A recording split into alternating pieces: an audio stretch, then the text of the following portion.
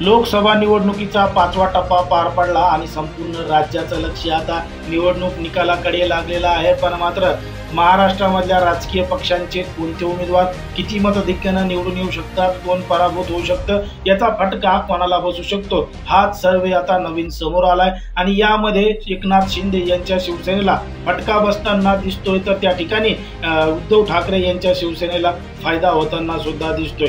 या 2024च्या लोकसभा निवडणुकीमध्ये एकनाथ शिंदे यांच्या शिवसेनेकडून 15 लोकसभेचे उमेदवार देण्यात आले होते। पण मात्र यापैकी किती खासदार निवडून येऊ शकतात आणि किती जागेवर त्यांना फटका बसू शकतो हे आपण या ठिकाणी सविस्तरपणे पाहणार आहोत। जर आपण पाहिलं तर सगळ्यात पहिला लोकसभा मतदारसंघ आहे तो म्हणजे नाशिक, आणि नाशिक लोकसभा मतदारसंघामध्ये शिवसेना ठाकरे गटाकडून राजाभाऊ वाजे आहेत, तर शिवसेना शिंदे गटाकडून हेमंत गोडसे हे निवडणुकीच्या रिंगणात आहेत। पण मात्र या ठिकाणी जर आपण पाहिलं तर नाशिक लोकसभा मतदारसंघामधून हेमंत गोडसे हे पुन्हा एकदा निवडून येऊ शकतात, खासदार होऊ शकतात। एकनाथ शिंदे यांचा खासदार नाशिकमध्ये निवडून येऊ शकतो अशी शक्यता या लोकसभा मतदारसंघामध्ये वर्तवण्यात येते। या ठिकाणी राजाभाऊ वाजे हे सुद्धा काटेकी टक्कर देत आहेत। हेमंत गोडसे यांना पराभूत करण्यासाठी सर्व प्रयत्न त्यांनी केलेले आहेत। पण मात्र हेमंत गोडसे यांच्या पाठीमागे महायुतीची ताकद असल्यामुळे महायुतीचे सर्वाधिक विधानसभेचे सदस्य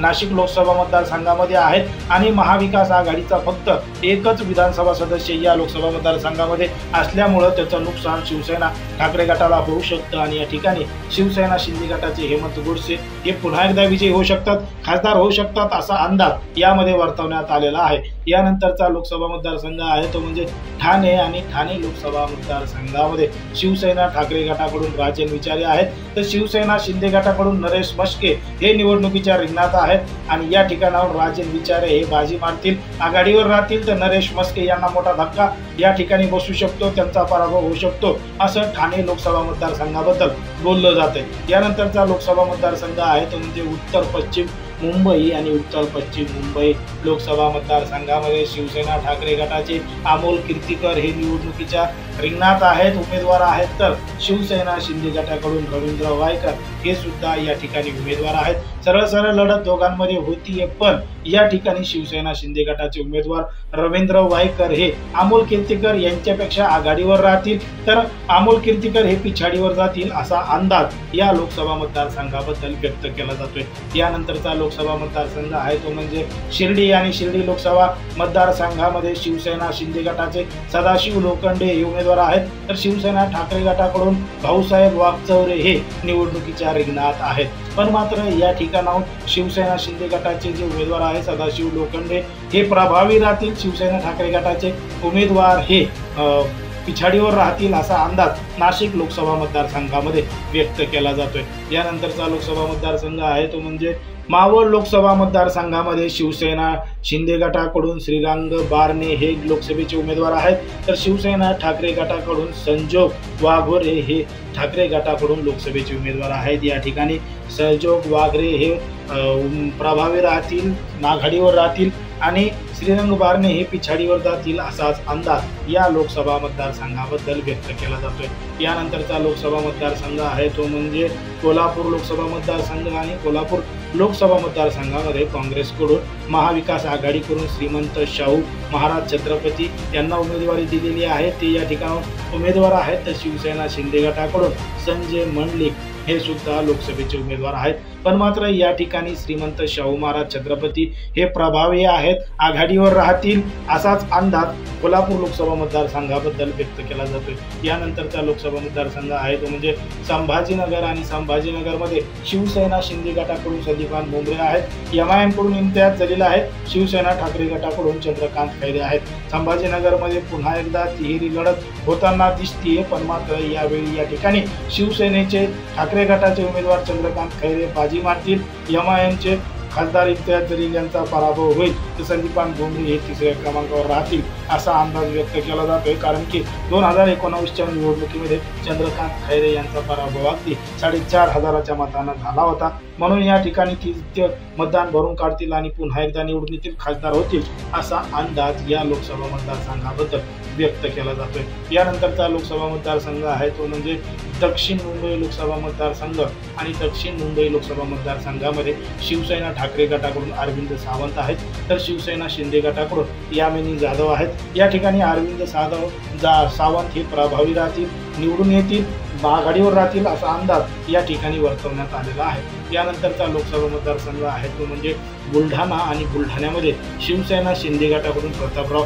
जाधव आहेत, शिवसेना ठाकरे गटाकडून नरेंद्र खेडेकर आहेत, तर या ठिकाणी अपक्ष म्हणून रविकांत तुपकर हे सुद्धा लोकसभेचे उमेदवार आहेत। या ठिकाणी सरळ लढत प्रतापराव जाधव रविकांत तुपकर या दोघांमध्ये होईल आणि जर या ठिकाणी रविकांत तुपकर यांनी मोठं मताधिक्य घेतलं त्याचा फटका प्रतापराव जाधव यांना बसू शकतो। नरेंद्र खेडेकर या ठिकाणी निवडून येऊ शकतात असा अंदाज काही विश्लेषकांनी आणि या सर्वेमधून समोर येताना दिसतोय। यानंतरचा लोकसभा मतदारसंघ आहे तो म्हणजे यवतमाळ वाशिम आणि यवतमाळ वाशिम मध्ये शिवसेना शिंदे गटाकडून राजश्री पाटील या उमेदवार आहेत, तर शिवसेना ठाकरे गटाकडून संजय देशमुख हे उमेदवार आहेत। या ठिकाणी संजय देशमुख हे आघाडीवर राहतील तर राजश्री पाटील या पिछाडीवर राहतील असा अंदाज या लोकसभा मतदारसंघामध्ये व्यक्त केला जातो। यानंतरचा लोकसभा मतदारसंघ आहे तो म्हणजे रामटेक आणि रामटेक लोकसभा मतदारसंघामध्ये शिवसेना शिंदे गटाकडून राजू पारवे आहेत, तर या ठिकाणी काँग्रेसकडून महाविकास आघाडीकडून श्यामकुमार बर्वे आहेत, तर या ठिकाणी किशोर गजभिये वंचित बहुजन आघाडीकडून सुद्धा उमेदवार आहेत। पण मात्र या ठिकाणी राजू पारवे यांना मोठा धक्का बसू शकतो। या ठिकाणी श्यामकुमार बर्वे हे महाविकास आघाडीचे उमेदवार निवडून येऊ शकतात असा अंदाज या रामटेक लोकसभा मतदारसंघाबद्दल व्यक्त केला जातो।